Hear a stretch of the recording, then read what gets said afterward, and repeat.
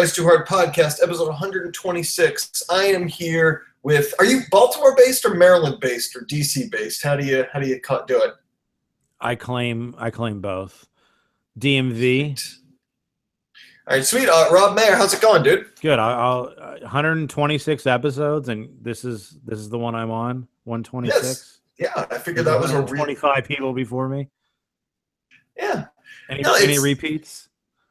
Yes, lots of them. See, because I go, even though I had no idea who you were at the time. I would think a name would pop in my head. Rob Maher. Okay, cool. And then I'd go, I should have, Joe Schmo and Dick Tiddlywinks on the podcast. No, I don't want Joe. I want literally you to name names. Who have you had on multiple times? Multiple times? That I will be offended. Oh, that you'd be offended by? Just name their names. I'll decide if I'm offended. Okay. I'm trying to think if there's anybody you'd actually know. Liam McEnany? Horrible. No, I have no idea. New York comic? He's okay. But fuck that guy. Yeah. He's on your Mount Rushmore of guests. Liam McEnany. That's your Mount Rushmore. Him and who else you got? Let's see. I'm trying to think if there's anybody you'd actually know. Well, it's funny because Liam is who's your Mount Rushmore of guests? Up there. He reminds me of something you said the other day where you'd worked with in the past and gotten kind of like really successful. You had mentioned Here watching all my friends get famous without me. It's like, oh shit. Yeah, weird is one word way of putting it. Yes. I'm trying to think who else I've had. On a group cast that I did, I had the singer of a band called Man Overboard, which is a big deal in my circles, in my little punk rock circles. Yeah, that sounds huge. Yeah. And then I've had everyone from about the Hard Times, the satire site for alternative culture and shit. No, I don't really know a lot of things, to be honest. I was gonna say, based on your podcast, The Rob and Joe Show, you definitely have a lot of music as a passion in your lives. But it seems like you guys stopped listening to new music at some point in the early '90s. Is that an accurate appraisal? Yeah. Well, Joe is on 98 Rock a lot more than I am. So, clearly they're playing newer stuff. So he's definitely up on it more than I am, Joe Robinson. No, you're right. Like, yeah, I mean, I listen to like just lame top 40 radio, and I know like Taylor Swift songs and stuff, but like, I don't buy that music, but that's what I would know. How do you have more dad cred than me? I don't know any of this shit. I'm in for it. Is that credit? I mean, I know it. Dad cred, yeah. It's popular. I mean, I've heard of The Weeknd. That. I know who Beyonce is. I'm not part of the Bayhive. Well. Do you age out of the Bayhive? Is that how that works? Can you age out? Black don't crack, so not if you're black.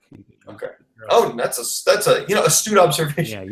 Yeah, no, I was like a Children of the Corn situation where if she finds out you're over 19, just. No, I think it's all comers. All comers in the Bayhive. Yep. That's Jay-Z hive, if you believe Bay's latest album. No, I Lemonade you're speaking of? Yes. Oh, yes. Yeah, I actually don't. I've heard of it. I don't know any of the songs off of that. But you're right. And like we talked about recently going to a Hall & Oates concert. So it's funny because I work with a comedian who told a joke. He says, I know I'm getting old because everybody I want to see in concert, there's always tickets available. I like that. I thought that was a really funny joke. And there's in my life. So many bands where I'm just like, I'll like them for many years, and then it gets to a point now that I have so much going on in my life that I'm just like, I'll see you on the way down. Like, I'll back down. Like, I don't want to pay $80 to see you like hundreds of feet away.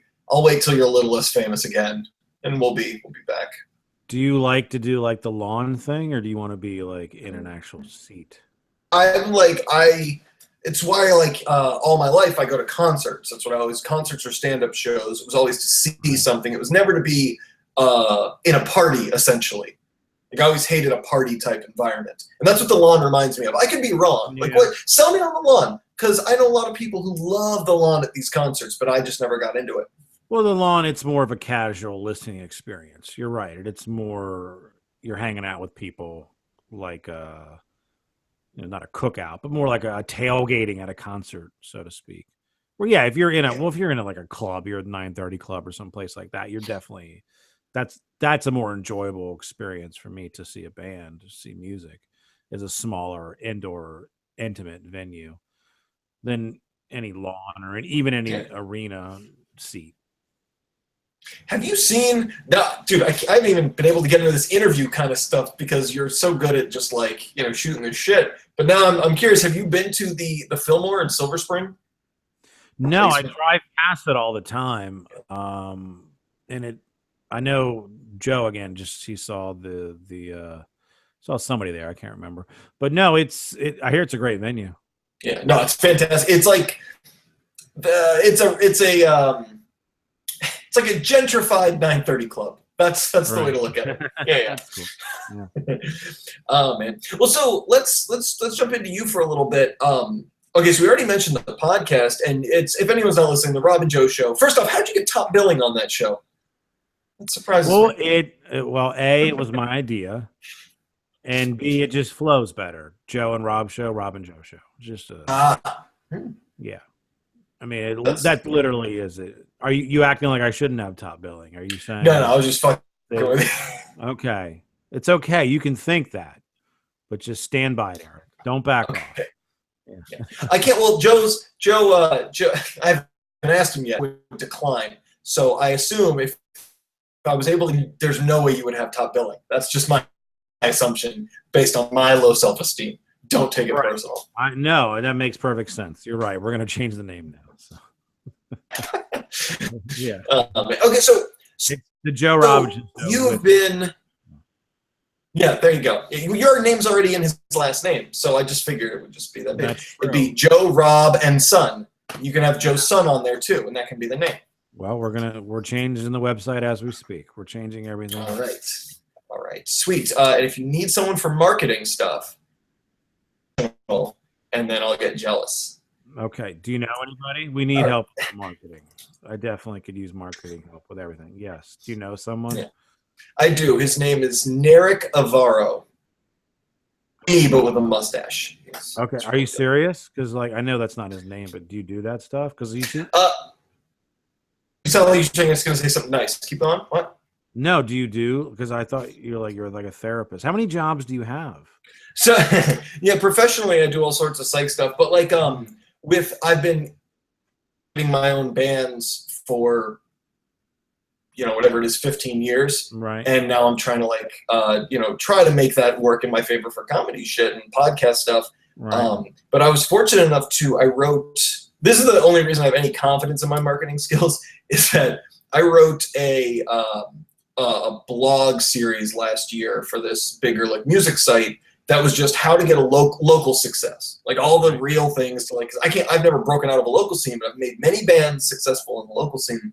And this day, it was like a year and a half ago, I get emails from bands who are like, I did the things, it worked so well, thank you, whatever.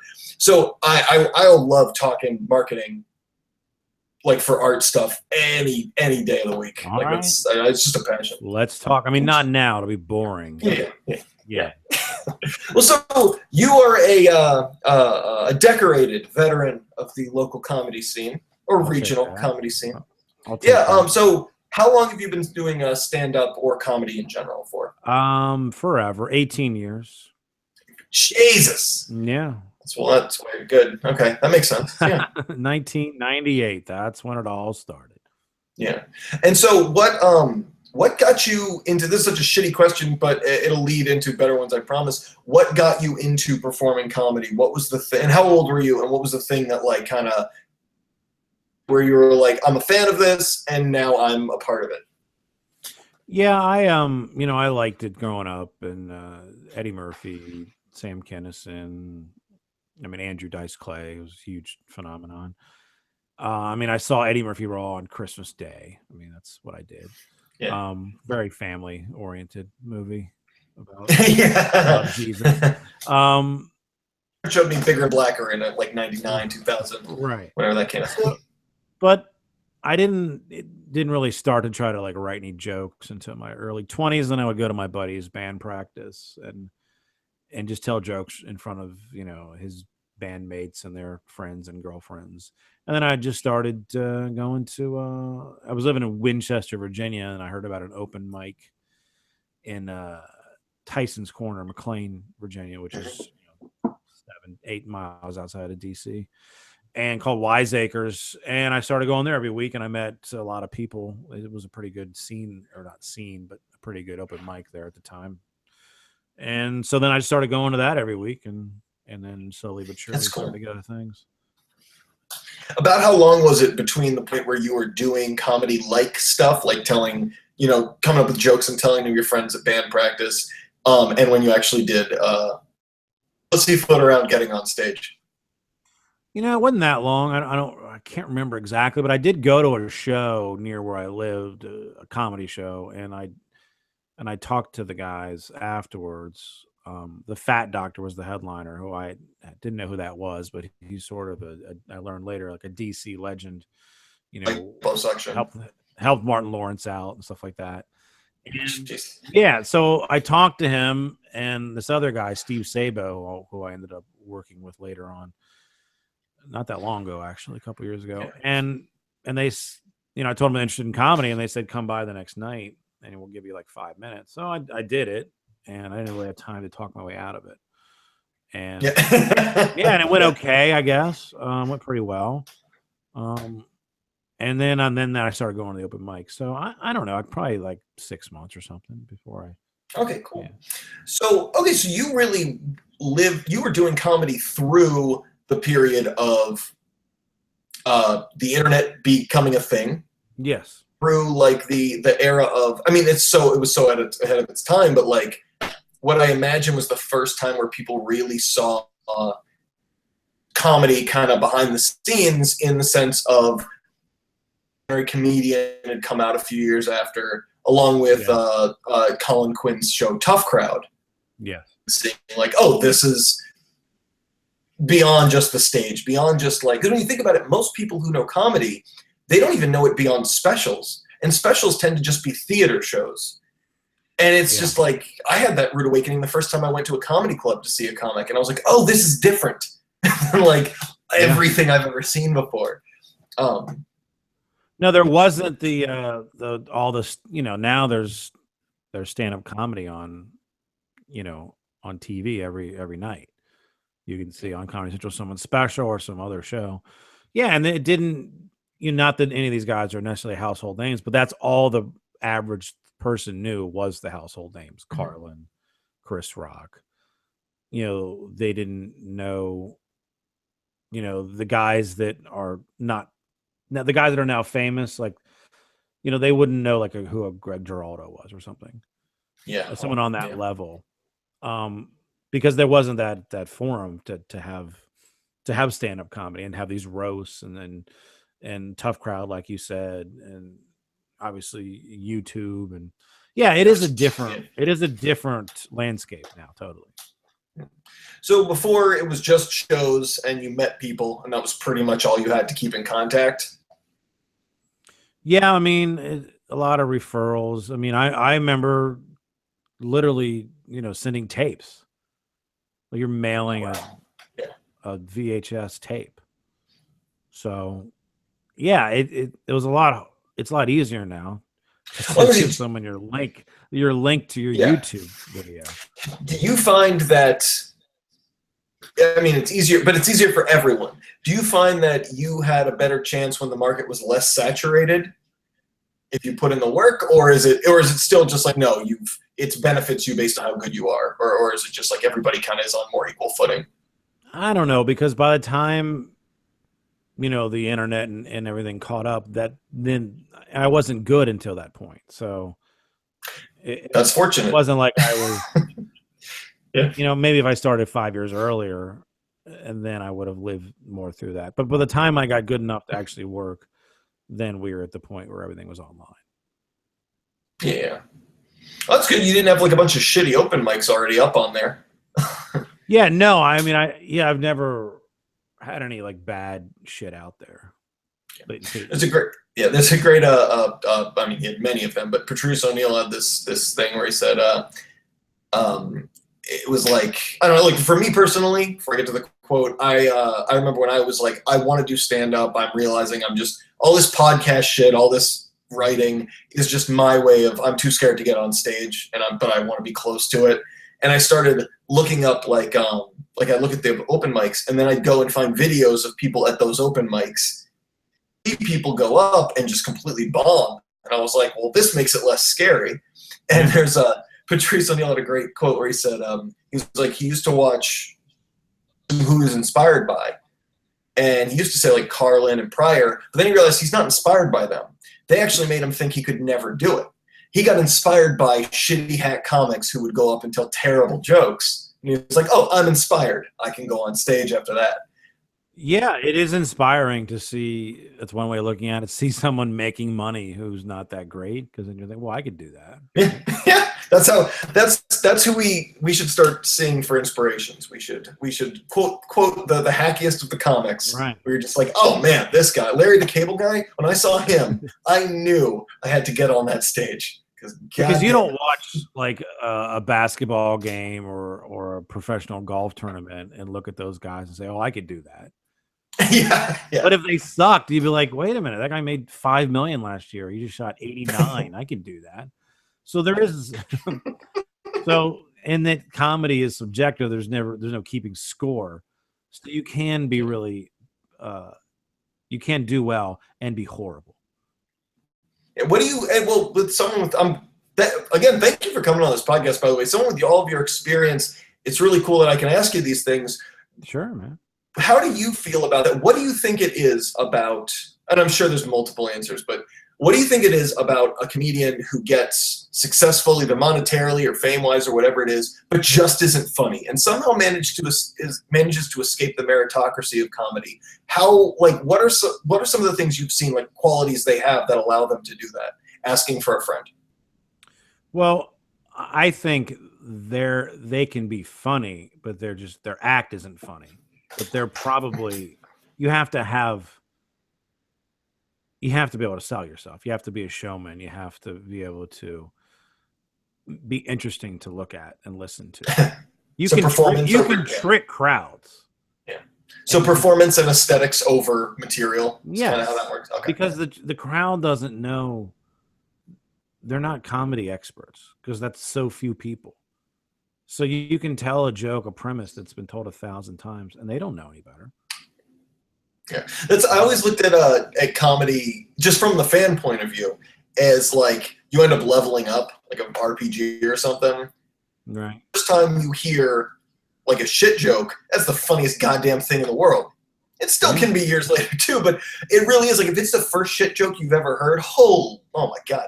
But eventually you get numb to those things, you level up, so to speak, and then you're kind of immune to them. And then it's like, what's the next more complicated thing? And then more and more and more. And you're just, because you've heard so much. I remember going to a show before I'd ever done comedy, and the headliner, who I won't name him, but that's not important. But he, somebody went to the bathroom. He acknowledged that they were going to the bathroom. And then while they were in the bathroom, he said, when they come out, I'm going to shake their hand.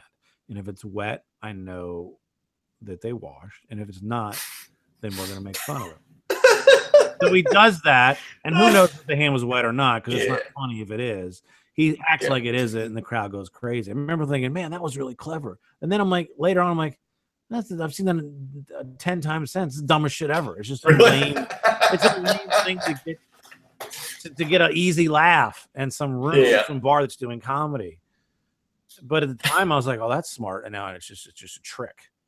That makes perfect sense. That's the whole and to bring up super famous comedians, there, I guess like a season or two ago, there's a whole episode of Louis's show on FX where he talked about like him and that other comedian who was playing like the hacky comic who was doing much better than him with the Midwestern audience. Right. The guy literally says, comedy is not art, it's a bar trick. Like, and that was the two perspectives kind of dueling of, is this art or is this a bar trick? Is this magic or is this poetry? Yeah, well, a lot of these rooms, I mean, to survive, you have to learn how to do some things to go to the lowest common denominator. You just said that like you were blowing somebody behind a bar for coke. You have to do things. Yeah, to make no, you it. have to say jokes that you would never want on YouTube. But you're like, you gotta. I mean, at some point, you know, if you're getting paid, you have to do your job. If your job Yeah, is to make that's people laugh, you know. Plus, I mean, I don't know. I don't want to bomb. So if I know yeah, I have to yeah. say some stupid shit to get laughs, that'll I'll feel worse bombing than I will having done that. Yeah, that makes sense. That's what I get. I mean, I'm so new to all this, so I have a lot of like comedian friends and even people who are like I barely know who will be like, oh, here's advice for this, here's some punch ups for this, and I get a lot of and like where this applies, I get a lot of like, oh, you could add this little joke in the middle of your bit, and I always get like that push and pull where I'm just like, yeah, that's kind of funny.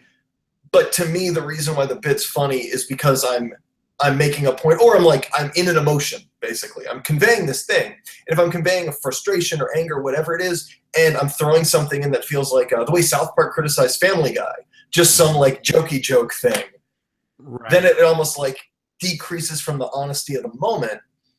But then what you're saying is a very good point, where it's just like, well, if that's what you have to do to make your living to get this crowd to laugh, then that's what you got to do.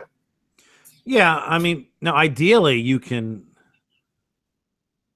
tell your jokes that you wrote that you stand by and make those people laugh. But sometimes you got to push easy buttons to get them on your side to get to that stuff. You know, Yeah. it's sometimes you got to trick kids to eating their vegetables sometimes. I literally did that today, Yeah. so that's. So I mean, that's yeah. I guess that. So wait, I need to put tomato sauce on the jokes. Well, is that what it is? Look, I mean, if you're in an open mic or something, I mean, no, just try to tell your joke the way you want to tell it, work it out. At some point, though, if it's not getting laughs, you know, the message you're trying to convey might. Yeah. People need to understand the message, so sometimes you lose the joke in the setup and the explanation. Like you tell directions to someone that already knows the area, versus telling them they don't know anything. Go get on 495. If you live here, you know what that is. If you don't, you're like, what's that? Yeah. So the crowd they don't know your backstory like you do. They don't know where you're coming from yet like you do. So if you're getting into a joke, they're blind, you know. Yeah. The literal interpretation of that, I did a joke where I told, and I do this is very real, whenever my wife's driving, because we argue and I'm losing the fight, I'll start giving her directions that she already knows. That's fucking frustrating. And it's kind of cute, but it's like, but I did it a couple times. In case in point, I was like, oh, that's not that funny. That's more of a conversation piece, not a bit. But no, case in point. No, so so you start comedy, you're doing the open mics, you're sending your VHS tapes. You got your friend with his camcorder on his shoulder or whatever. A bunch of us got together and we bought a camera from Circuit City. Circuit City, another relic of the times. Yep. So with the rise of so tell me, when was the first like real jump you saw that made you go from kind of open micer to whatever the next level you landed at, and what year was that, and kind of what was going on? Gosh, I don't know. I'm so bad with like timelines and stuff. Yeah.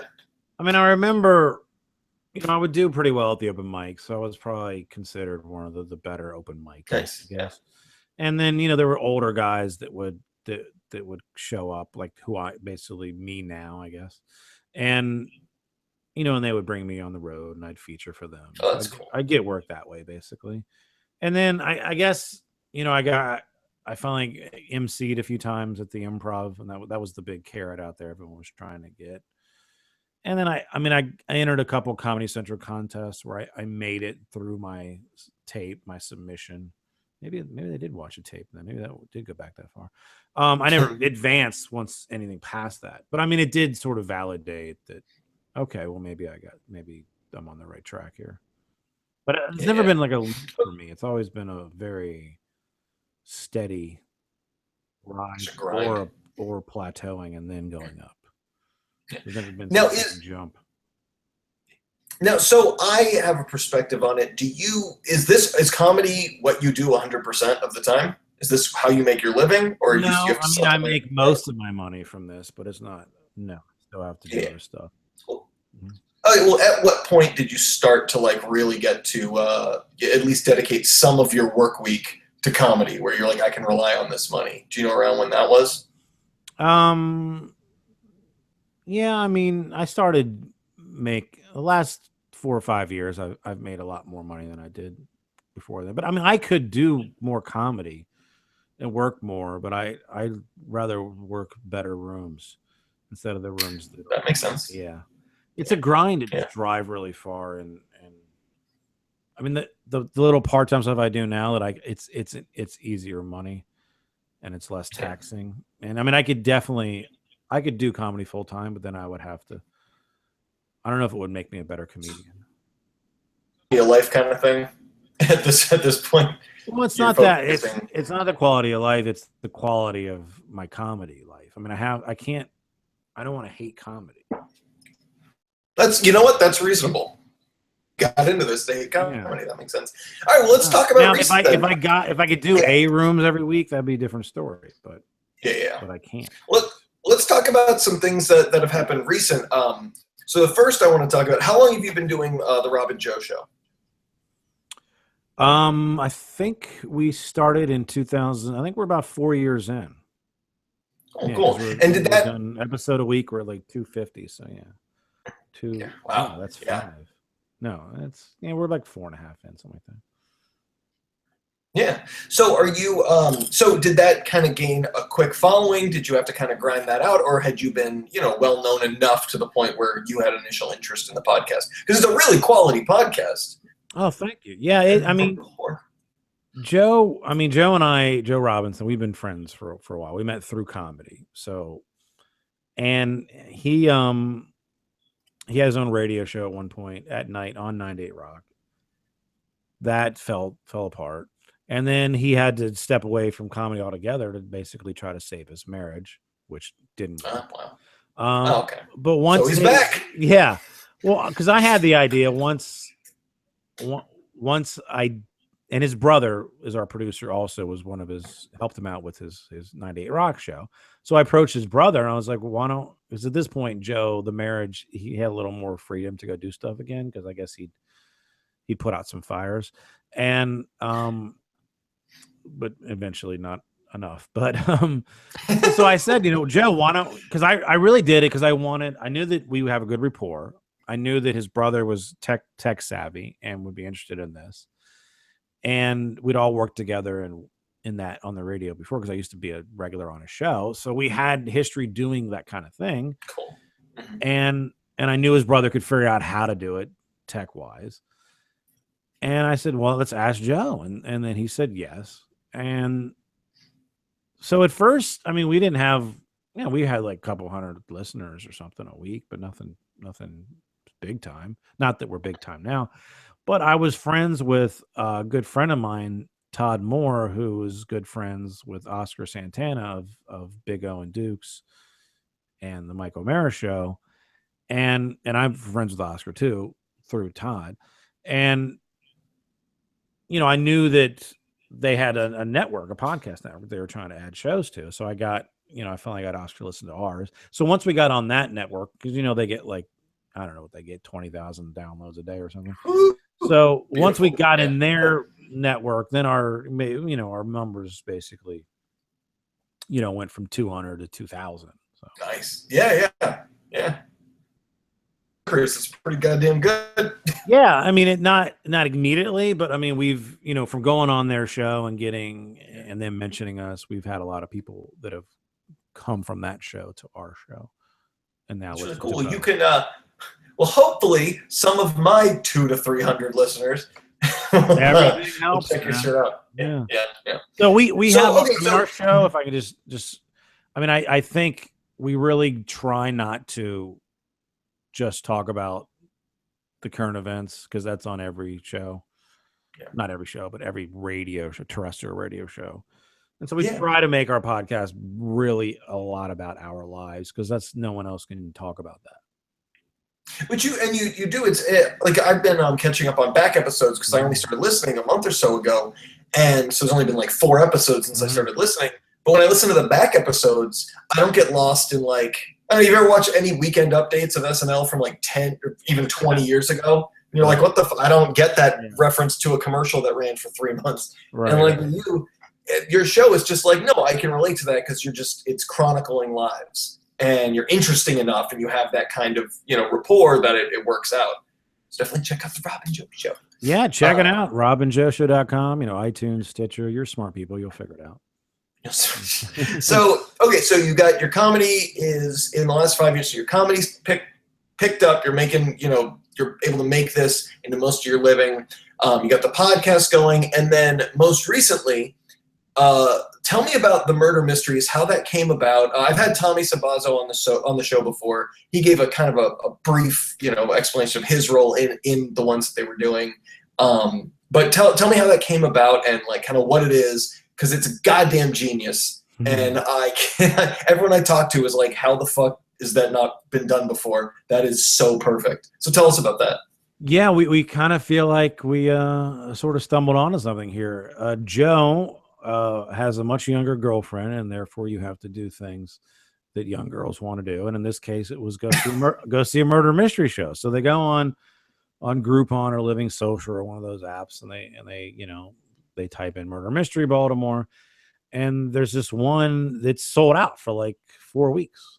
I'm like, all right, well, it's huge demand. So they buy tickets in advance, and they go to it. It's some Greek restaurant in Baltimore. They give you a chicken kebab, some rice, and a Diet Coke.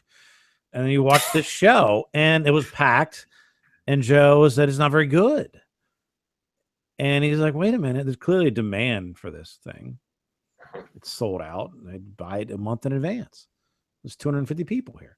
So why don't we just do it ourselves? I mean, it's like, I know comedians. Like I know Justin Schlegel from 98 Rock, all people, Tommy Sabazo, that are naturally, this would be up their wheelhouse. So let's just do. So he calls me, and he calls Justin.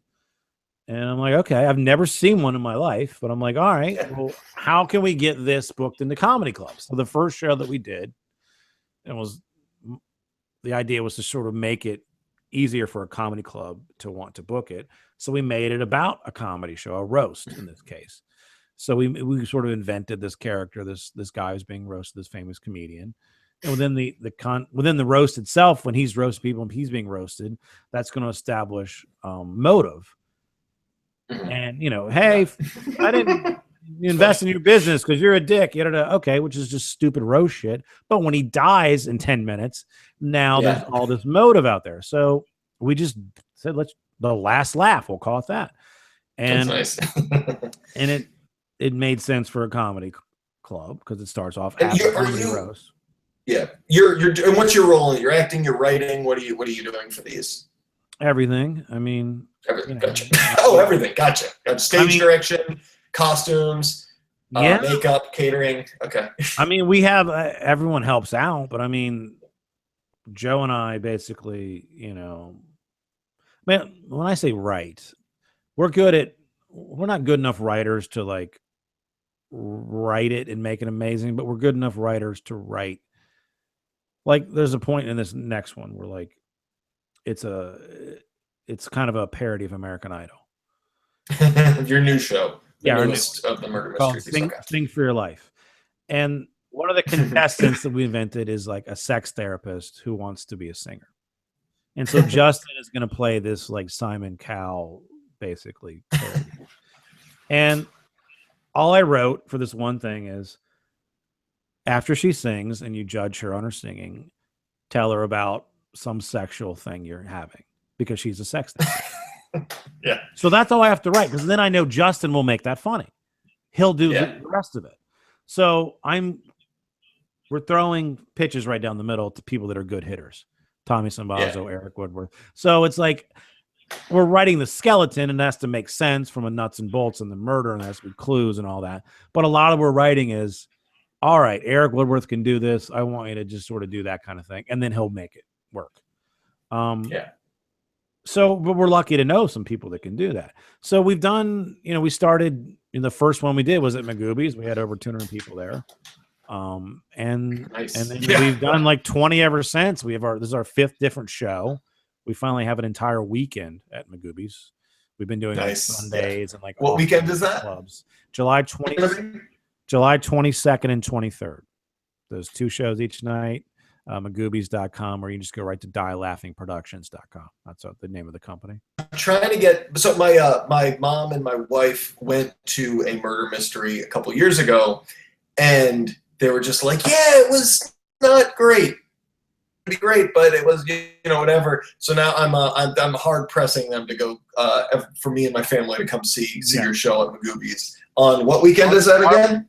July 22nd and 23rd. Our brand is, if you like the kind of murder mystery that your wife went to, you won't like ours. So but nobody likes those murder mysteries. They just paid money for it and they convinced themselves that that was okay. It seems like a fun idea, but I mean, ours, we definitely push it more. It's not family oriented and there's a lot of, I mean, every show. I'm not bringing a kid. We've had people bring kids, and Justin makes fun of them. Yeah. So I mean, we have people that are good at riffing and go off on tangents. And every show, it's written in that's allowed. But like that, there's places to get off and go on things. So it's like it's well scripted, but it has plenty of improv opportunities. Absolutely, and there's always audience roles. So, like for example, we had. When an audience member has a role, we give them a booklet, and they're not expected to memorize. They can just literally we don't want them to memorize. We'll just read Justin or whoever's going to ask you this question. You're going to answer with this. And at one point we'd written a ... in there. Yeah. And this girl said ... So then right on cue, of course, Justin makes fun of that. Right on cue, all of the cast, like Sean Gabbert, really funny comedian, great in these shows. He comes out and says his line, but instead of yelling it, he says exclamation point at the end. So then everyone started just kind of flowing with that. So, murder, comma, she wrote, so as to just to make fun of that woman. So you'll have moments like that. It'll just organically happen. And we have people that are good people in it that are able to take advantage of that. That's cool. That's awesome. That's great. I'm glad those are going so well. Yeah. That's like, there's that, you can find it on YouTube, that I think it was from like a Hercules TV show where the guy read the stage direction disappointed and just screamed at the top of his lungs. Yeah. They kept that in. Yeah, Kevin Sorbo, or was that his name or something? Yeah, I know what you're talking about. Yeah, I've seen that clip, yeah. Oh man. Any that's jokes, like even when you were that I'm a sucker for, like really lowbrow shit. Reading stage direction, I don't care if I see it coming, whatever, that'll always be funny to me. Absolutely. Same like with it's always good. Okay, so also tell me about are you able to talk about the whole TV show thing for the fall? Yeah. Or is that yeah, sure. Okay. I got an email when was it? I want to say February. Just says this guy from a New York City based production company. They're like, yeah, we're casting this network stand-up comedy show. You were referred to us. We think you're funny. Can we see some more stuff? Yeah. And I was like, yeah, okay, sure. So I give him this link on YouTube. And it's basically my tape, if you will. And he gets back to me. This is very funny. I'm going to pass it along. I said, all right. So then I wait a couple of days, I email him back. I'm like, any news? He's like, well, when I know something, you'll know something. I'm like, okay, I guess I'll just wait. Honestly, I kind of forget about it because, I've gotten emails sort of like that before that have never really turned into anything. So I'm not like, I wasn't so excited that I was thinking about it all the time. I literally... You get that shit with band stuff all the times, too. Everybody, I'm from this label, I'm from this blah, blah. Right. And eventually you're just like, sure, here's my stuff. Let me know. Whatever. Yeah. Now, I Googled the production company. I was like, okay, they're legitimate. They have real clients. Cool. And they're doing real stuff. So I was like, okay, I knew this was real. But then I didn't hear back, and I was like, okay. And then I get an email.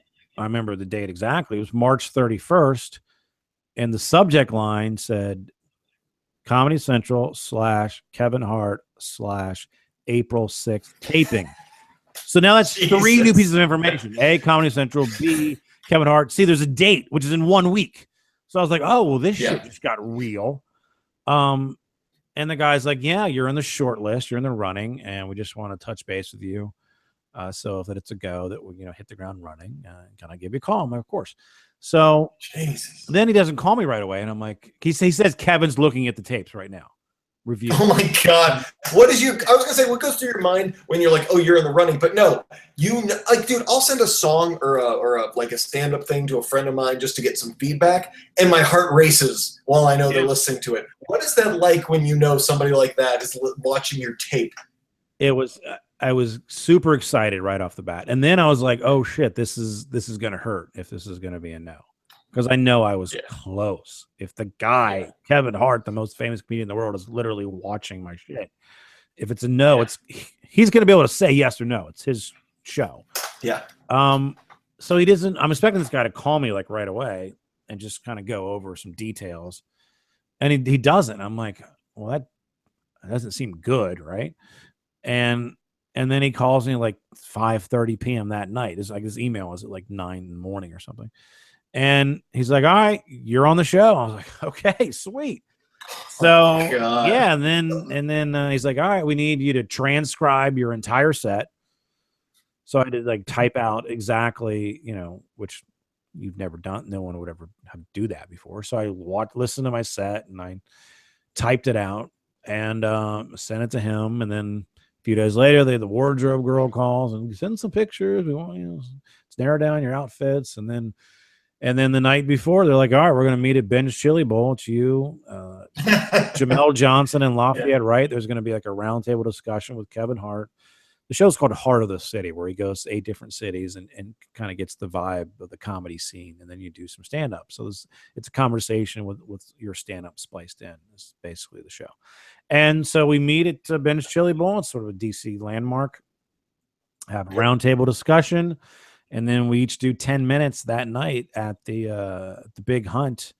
They're purposely not going for like an improv. They want it to look like more these are comics that are sort of grinding their way up.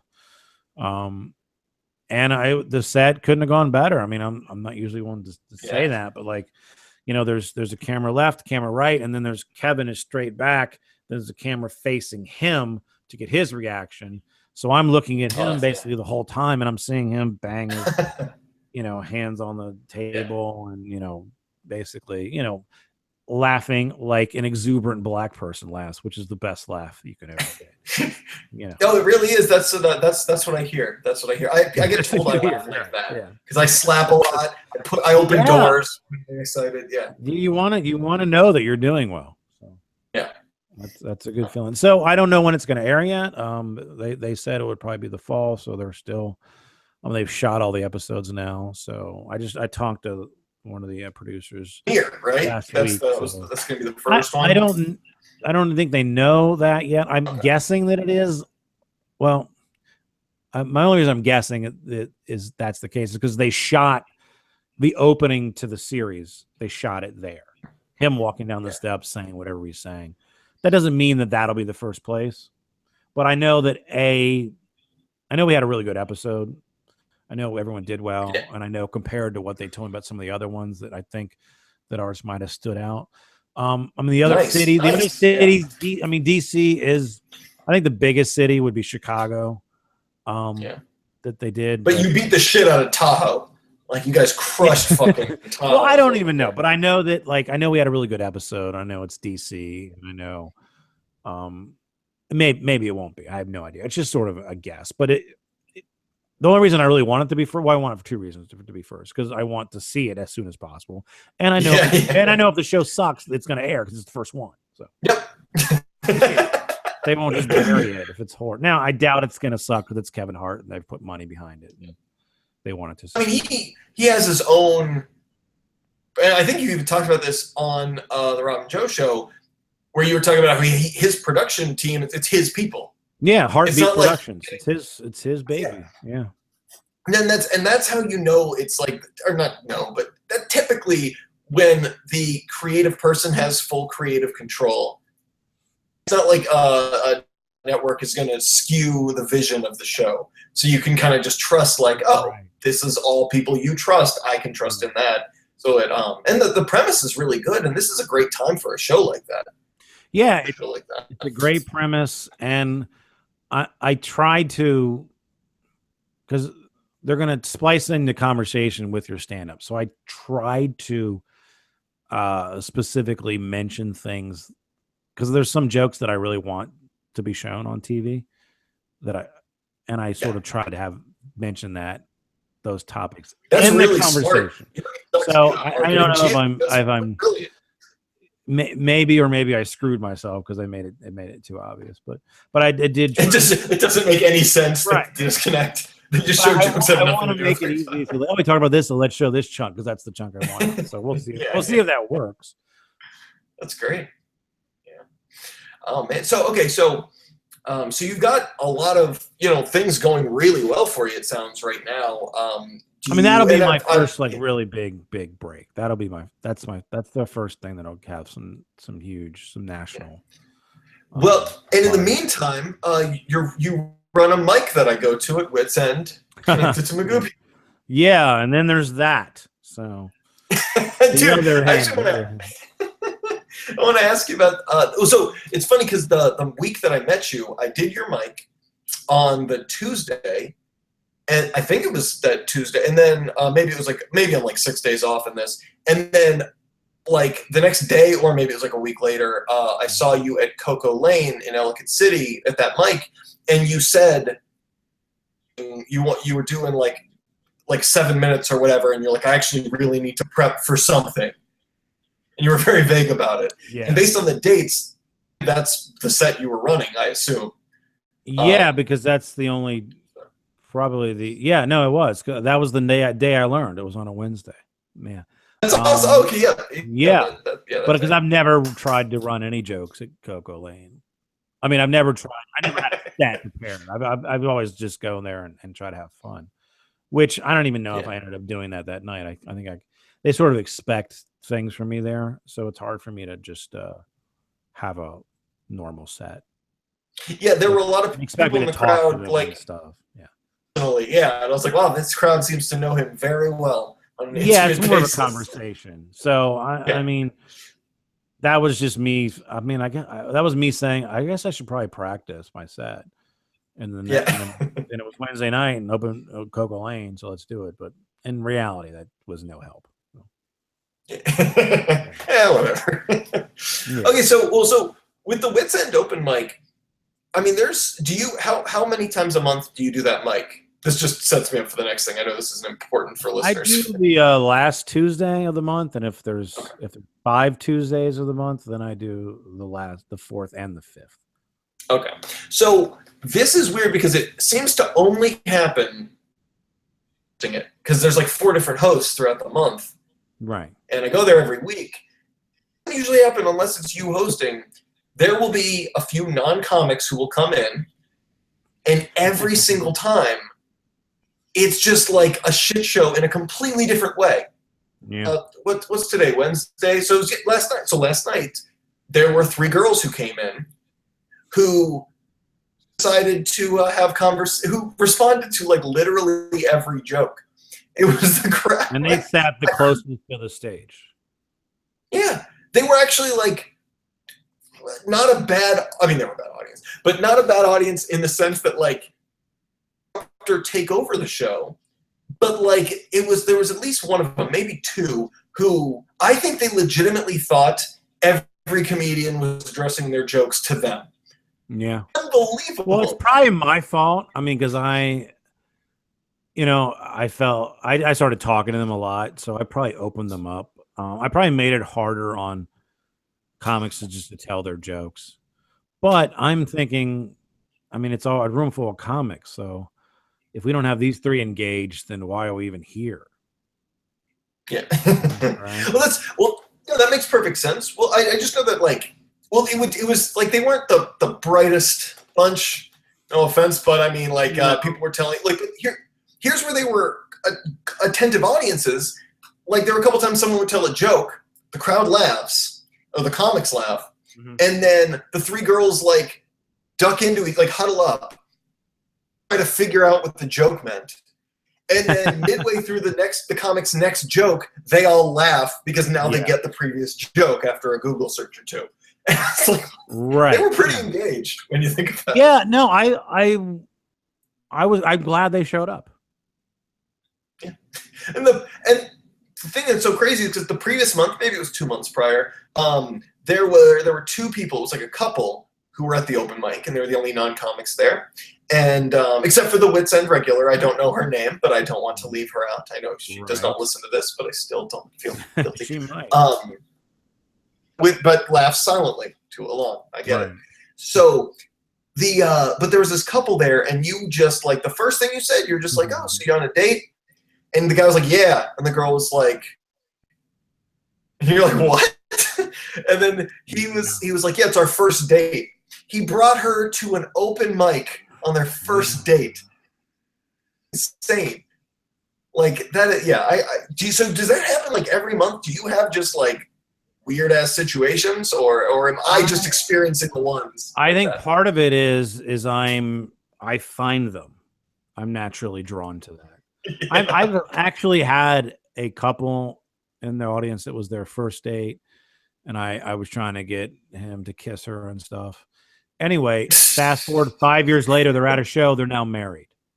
There you go. And I didn't remember it until they told me, and I was like, oh, okay. So I feel like, I bring couples together. I also try to bring one couple together and break another one up. That's my ideal show. Well, yeah, you got to balance out. It's like the exactly. Matrix. Yeah. Yeah. No, I get that. I respect that, actually. Oh, thank you. And you know what you should do? That's what, anybody who's listening, if you want to enter into the discussion about breaking up, and you're just not sure how, it'll help you. Yeah. I'm pretty good at sensing where there's some issues. I've tried to forward the idea of National Breakup Day, of it being 6 months after Valentine's Day. So what would that be? That would be what? 8/14. Yeah, so August 14th. It's just, you know what? If you're on the fence and you need a little push, it's coming up. Maybe we should reassess where we're at. And then, it's National Breakup Day. It'll be a great rebound sex day at bars. Be good. People out there, upset, a little sad that things they've ended, or maybe they're rejoicing. They're free now. But yeah. Freedom. Yeah. We might need a better name than that, because you have to have a hashtag. Otherwise. Yeah, otherwise, why even do it? It's like a rap song without a dance to go along with it. Like, why do you even write it? Come on. Now, do you, so with all the irons that you have in the fire, things coming up, what are you doing right now? Like, what is your, that sounds like a job interview question, but what's your, next 6 month plan? Like, what's the direction you're trying to steer the ship in as of right now? Well, right now, July is the biggest month for our murder mystery company. So that is my immediate thing that I'm stressing about, because we have, shows at 5 different venues, 8 shows total. We have a lot of firsts, debuting a new show, our first time doing an entire weekend, our first time going on the road and doing the show without some key members. Or Tommy Sambazo is kind of taking the role that Justin usually takes, which he carries a lot of the weight, a lot of the heavy lifting on some of these. He's more than capable, but it still hasn't been done before. So that is my immediate thing that I'm stressing about. I am trying to figure out how to make this Kevin Hart thing launch me into some other things. So I'm working on, I'm retooling the website. I'm trying to get better shape, trying to lose a little weight, still drinking that. Because there's going to be a period of time where all of a sudden there's a lot of eyes on you, and you want to just have everything all set up for that moment. Yeah, absolutely. Yeah, I want to at least get a college agent, so I'm working on that. I'm just I need to figure out my strategy, because I do feel like there'll be a small window, and if I people will forget that it was on if I don't do anything. Well, I think you have some really solid like it looks like from like, you know, between 4 and 6 years ago, like stand-up bits on YouTube, and then more recently you have a lot of crowd interaction and crowd work stuff and heckler shit on YouTube that's also really funny.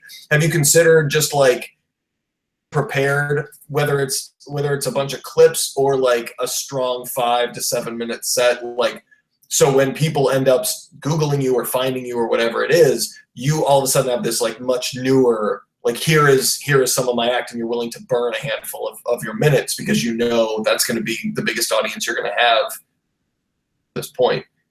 Yeah, I've thought about taking a lot of my stand-up down that are bits that I still do that people might go and see me, and just having some of the crowd work stuff up there.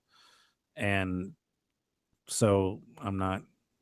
So if they do see me from that they'll you know, so I'll still have some stand-up up there, but I'm thinking about just kind of having a lot of the crowd work stuff. I actually meant the inverse. Basically being willing to potentially burn some solid minutes. That stuff that didn't necessarily get aired on TV, where you're just like, yeah, well, if I'm going to hook these people, it's going to be right here, right now. Yeah, no, I would still want some, but I think I have too much up there right now. Okay. I think it needs, if the page is probably too busy, too many things, too many choices. Yeah, give them just like yeah, but sense. So that is something I'm thinking about, because I do have a lot of stand up, and some of it's repeating some jokes, but I mean everything up there is funny, but you know, I don't want to just see my whole act online for free. Yeah, no, it makes perfect sense. Absolutely. And sweet. Well, could you I know we kind of, you know, did plugs as we went, because you're one of most of my guests, you know, open micers, or they're featuring for bigger people or whatever it is. Plugs that go along with it. I know we kind of did that a little, but as we're running out of time, do you have give us kind of a rundown of the places we can find you and the projects you're working on, or any shows that we can see? I'll be putting this out probably early next week, like Monday or Tuesday would be my guess. Sure. You know, it's robmaher.com, ROBMAHER, at robmaher on Twitter and Instagram and stuff. And you pretty much just Google and all my stuff will come up. But I'll be at the Albany Funny Bone, July 7th through the 10th, headlining on the 7th, featuring Polly Shore the 8th and 9th. And then we're doing the Murder Mystery there on the 10th. VA Beach, sort of the same deal. I'm headlining there the 13th and 14th. We're doing the Murder Mystery on the 17th. But a lot of Murder Mystery stuff in July. August, the Murder Mystery, the DC Improv on the 18th. And then I'll be at the Columbus Funny Bone that weekend with David Koechner of The Office fame and Anchorman fame. Yeah. Naked Trucker Show fame. Right? Yeah, I've worked with him a few times. Super. It's actually probably my most famous celebrity friend, I guess. Because I mean, he's a unbelievably funny guy. Yeah, like that dude. Yeah, super cool, so personable, life of the party. He's who you think he would be when you hang out with him. So. Yeah. Well, that's awesome, man. Well, where can we find you on Twitter? Did you already say that? I saw. Yeah, at Rob Maher, ROBMAHER. Excellent. All right, well, at Rob and Joe Show for the podcast. Yeah. Well, thank you so much for coming on, man. I really appreciate it. It looks very dark where you are, but I appreciate you broadcasting from the middle of the forest. I just got one little light on in this dark office. Yeah. I like the mood. I want it to be intimate and romantic, Eric. I thought it is. It's very intimate. I have too much light now. I brought red wine to drink during this episode in honor of you. I know that's your fancy, from what I can tell. Yeah, I'll be right over. Are the kids asleep? Oh, sweet. Yeah. Oh yeah, no, she is out. I gave her some of this, and she is good parenting. All right, well, thanks. Yeah, exactly. It's, you know what, you got to work smart, not hard. That's the key about that, or not at all if you can get away with it. But thanks, Eric. It was a good time, man. Good. I hope you enjoyed it, man. I'll tweet it out. I will talk. Yeah, for sure. I'll hit you up with the links and everything. Well, have a great night, dude. I'll catch you later. Later, bud.